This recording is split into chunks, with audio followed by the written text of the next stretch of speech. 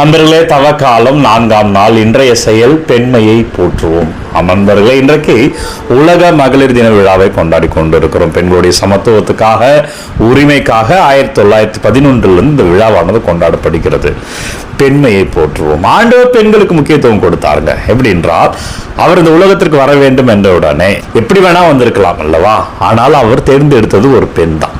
அது அன்னை மரியா. அதே போல இயேசு இந்த உலகத்தை விட்டு செல்வதற்கு முன்பாக உயிரற்ற அவருடைய உடல் யார் மடியில் இருந்தது என்றால், ஒரு பெண்ணினுடைய மடியில், அன்னை மரியாவினுடைய மடியில் தான் ஆண்டவருடைய உயிரற்ற உடல் இருந்தது. வரும்பொழுதும் ஒரு பெண் தான், திரும்ப செல்லும் பொழுது ஒரு பெண் தான். எப்படி முக்கியத்துவம் கொடுத்திருக்கிறார் பாருங்க.